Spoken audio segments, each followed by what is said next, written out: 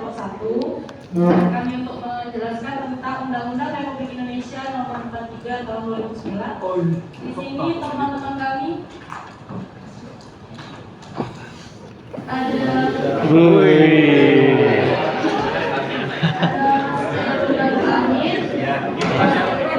Mas Ananda Dirima, Mas Hendra Saputra, Mas Ridwan Sutrisna, Mbak Desi Fitria, Mbak Triwati, Mbak Salsabila, Mbak Nurul Azizalina, Mbak Kinanja Sutriyati, Mas Muhammad Muslim, Mbak Yeni Almira, Mas Muhammad Adi Yusuf, dan saya sendiri Rizky Rajuwasi. Baiklah, untuk penjelasannya akan dijelaskan oleh Mas Aryan. Ya, terima kasih. Untuk kelompok 1 kami mendapatkan bagian dari bab 1 dan bab 2 di Undang-Undang Nomor 43 Tahun 2009. Sebelum dibuat bab 1 dan bab lainnya, itu dibuat dulu penetapannya, terus penimbangannya, menetapkan, menimbang, baru mulai bab 1. Bab 1 itu berisi tentang ketentuan umum, terminologi. Misalnya, kearsipan itu apa? Kearsipan adalah hal-hal yang berkenaan dengan arsip. Arsip adalah rekaman kegiatan atau peristiwa berbagai bentuk di media sosial berupa teknologi yang dibuat dan diterima oleh lembaga negara, pemerintah daerah, pendidikan, perusahaan, organisasi politik, dan perseorangan untuk kebermanfaatan di masyarakat dan bernegara. Dan ada arsiparis. Arsiparis itu merupakan seorang yang memiliki jabatan profesional di bidang kearsipan melalui prasyarat pendidikan formal dan pelatihan kearsipan. Next.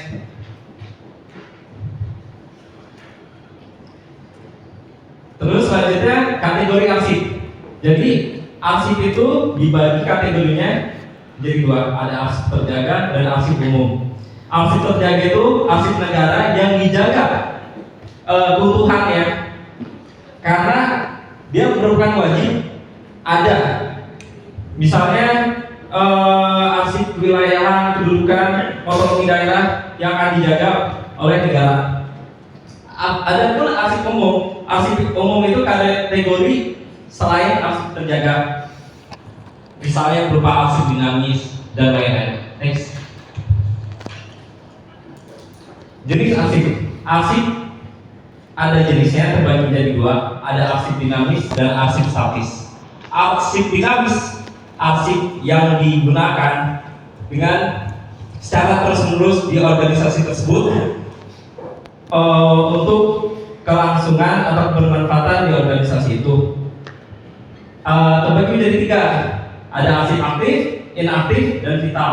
Arsip aktif, arsip yang frekuensi penggunaannya tinggi secara terus-menerus.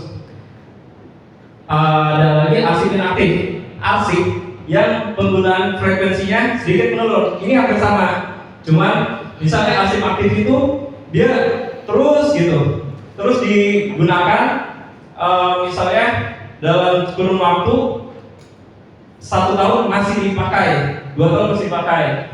Tapi kalau arsip inaktif itu frekuensinya rendah, jadi nanti langsung dimasukkan ke central file gitu. Nah, terus ada arsip vital. Arsip vital menurut sifatnya itu arsip penting. Jadi arsip yang dikategorikan penting dan merupakan prasyarat bagi misalnya bagi sebuah negara atau bagi sebuah organisasi, itu merupakan arsip vital. Terus ada arsip statis. Arsip statis itu arsip yang arsip dinamis yang telah selesai dari daerahnya yang diakuisisi oleh lembaga negara atau lembaga kearsipan akan menjadi arsip statis. Karena apa? Karena dia memiliki nilai kesejarahan, nilai memori kolektif bangsa, dan akan dilestarikan disimpan di depo atau di record center. Dan selanjutnya next. Selanjutnya ada organisasi kearsipan. Organisasi kearsipan dibagi menjadi 2. Ada unit kearsipan, ada lembaga kearsipan. Unit kearsipan ada dibagi di dalamnya itu dibagi menjadi unit pengolah, ada Di UK ada beberapa unit mengolah, misalnya unit mengolah 1, unit mengolah 2, unit mengolah 3. Dan di unit kearsipan itu ruang lingkupnya ada di dalam pencipta arsip. Adapun unit kearsipan juga bisa jadi ada unit kearsipan 1, ada unit kearsipan 2, tergantung dari kantor atau pencipta arsip itu sebesar apa. Misalnya nih, di ANRI kan lembaga kearsipan. Kita sebut aja ini misalnya sebuah pencipta arsip yang unit kearsipannya bisa sama gitu. Dan di unit pengolahnya di bagian eselon 2-nya. Nah, pencipta arsip ada contohnya, ada kementerian, lembaga daerah, perusahaan, BUMN, BUMD, terus perusahaan tinggi negeri, perguruan tinggi negeri, dan perguruan tinggi swasta. Lembaga kearsipan ada ANRI sebagai pusat lembaga kearsipan. Terus ada arsip perguruan tinggi, ada arsip daerah provinsi, ada arsip daerah kabupaten kota. Jadi arsip yang diakuisisi misalnya ke pusat ya ke ANRI, arsip perguruan tinggi yang diakuisisi ya arsip perguruan tinggi, yang provinsi ke daerah provinsi, dari kabupaten kota ke kabupaten kota. Next.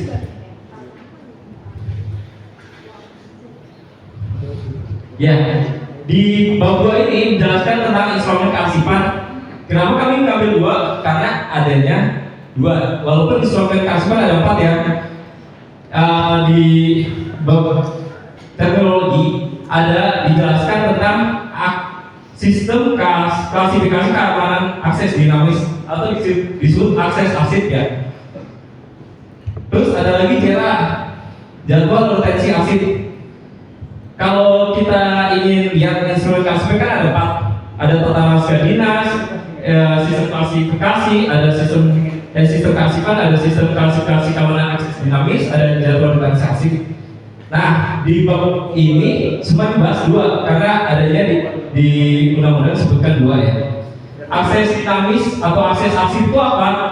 Akses arsip itu jadi sebelum arsip itu diterima, misalnya melalui penciptaan, penggunaan, pemeliharaan, itu ada selanjutnya sebelum digunakan ke khalayak itu ada namanya akses, hak akses. Terus juga itu dinamis ya, di statis juga ada namanya hak akses. Sebelum kita mau buka mau melihat arsip statis juga ada hak akses.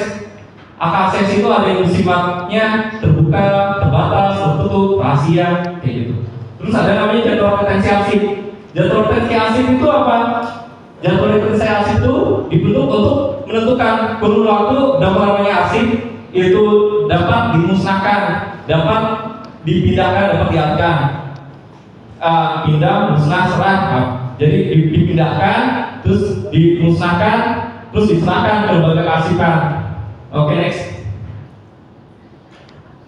Bab 2. Ketentuan bab 2 terbagi jadi 4. Yang pertama, maksudnya itu apa? Penyelenggaraan kearsipan. Tujuannya maksudnya itu memberikan kepastian hukum untuk penyelenggaraan kearsipan nasional. Jadi untuk apa undang-undang itu? Ya justru kebijakan itu, polisi itu untuk memberikan kepastian hukum yang jelas. Dibuatlah undang-undang 43 tahun 2009 ini dan ada tujuannya. Tujuannya itu pertama untuk menjamin terciptanya arsip, terus ketersediaan arsip. Habis itu terwujudnya pengelolaan arsip yang andal. 4. Perlindungan kepentingan negara dan hak-hak kedaulatan rakyat. 5. Mendinamiskan penyelenggaraan kearsipan nasional, menjamin keselamatan dan keamanan arsip sebagai bukti pertanggungjawaban. Terus menjamin keselamatan aset nasional, meningkatkan kualitas pelayanan publik. Jadi kan jelas kan? Jadi arsip itu pertama dibuat, diciptakan, tercipta, tersedia, terus habis itu dilindungi dengan hak akses kan, perlindungan perdata, terdinamiskan, terus keselamatan sebagai akuntabilitas kan. Terus habis itu dipublikasikan, meningkatkan pelayanan publik untuk ke masyarakat, untuk manfaat untuk manfaat bersama. Lanjut. Adapun asas penyelenggaraan kearsipan ada banyak. Pertama, kepastian hukum yang tadi saya sudah jelaskan. Dua, keautentikan dan keterpercayaan. Jadi sifat arsip ada autentik dan terpercaya. Autentika itu apa? Arsip itu berasal dari sumber aslinya. Jadi bukan salinan. Terus utuh. Merupakan sifatnya juga sifat arsip utuh. Jadi tidak ada perubahan dari awal arsip itu dipindahkan ke lembaga kearsipan misalnya, itu masih utuh. Terus asal usul provenance, asal usulnya jelas arsip itu dari mana. Terus aturan arsip principle of original order. Jadi arsip itu melalui aturan aslinya, misalnya melalui instrumen yang pertama, tata naskah dinas, melalui kebijakannya, aturannya ada. Terus keamanan dan keselamatan melalui hak aksesnya, akses arsipnya, SKKD-nya. Terus keprofesionalan, sebagai seorang arsiparis itu kan ada kompetensinya, berarti dia harus profesional mengelola arsipnya. Terus responsif sama. Terus keantisipatifan, jadi ini respon antisipatif. Terus kepartisipatifan, jadi menjaga arsip itu dengan baik secara responsif, antisipatif, partisipatif. Jadi mencegah arsip itu sehingga tidak terkena debu melalui preventif gitu. Terus akuntabilitas, jelas yang tadi saya jelaskan. Terus kemanfaatan untuk halayak. Terus aksesibilitas, hak aksesnya, terus untuk kepentingan umum, untuk keperluan secara nasional. Oke, next. Adapun ruang lingkupnya, ruang lingkup ini dikhususkan untuk penyelenggaraan kearsipan, terbagi menjadi 3. Yang pertama, penetapan kebijakannya. Jadi suatu organisasi ataupun khususnya di kearsipan itu harus punya policy yang jelas, kebijakan yang jelas. Terus kedua, ada pembinaannya, pembinaan kearsipan. Nanti terbagi lagi di unit kearsipan itu ada namanya unit mulai bagian untuk pembinaan gitu. Misalnya ada pembinaan kearsipan daerah 1 gitu. Terus ada pengelolaan arsip. Setelah dibina, dikelola arsipnya dengan baik sampai ke masyarakat. Oke, next. Ya, sekian dari kami. Mohon maaf apabila ada kata-kata yang atau penyampaian yang kurang jelas. Terima kasih. Saya kembalikan kepada Bapak. Baik, terima kasih. Tepuk tangan untuk kelompok kaki. Amin ya. Silakan kalau ada yang mau ditanyakan. Ini dari suara ini ya kayaknya ya. Bukan ini arsiparis ya, Mas Amin ya? Iya. Arsiparis sejak ahli pertama. ahli pertama ya. Nah ini boleh sikat panggil dari suara ya. Setuju nggak? Setuju. Ya jadi bagus ya. Bab 1, bab 2 ya. Tempat umum, kemudian masuk juga dan sebagainya.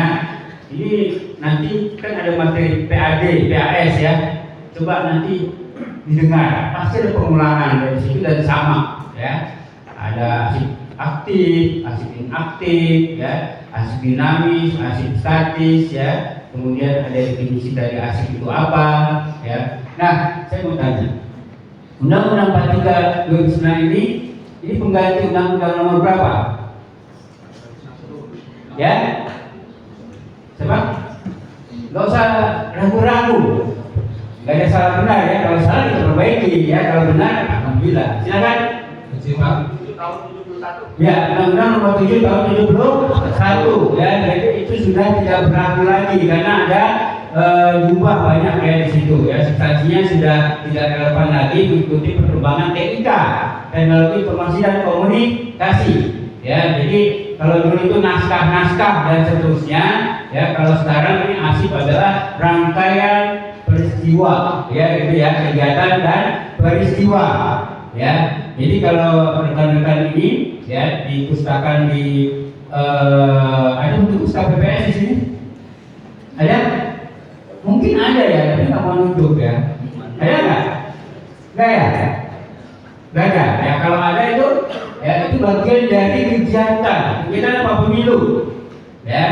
Jadi ada konten, konteks ya dan strukturnya. Namun melalui diklat, berbagai diklat, ada diklat arsip dinamis, arsip gratis, pengeluaran arsip elektronik, dan lainnya.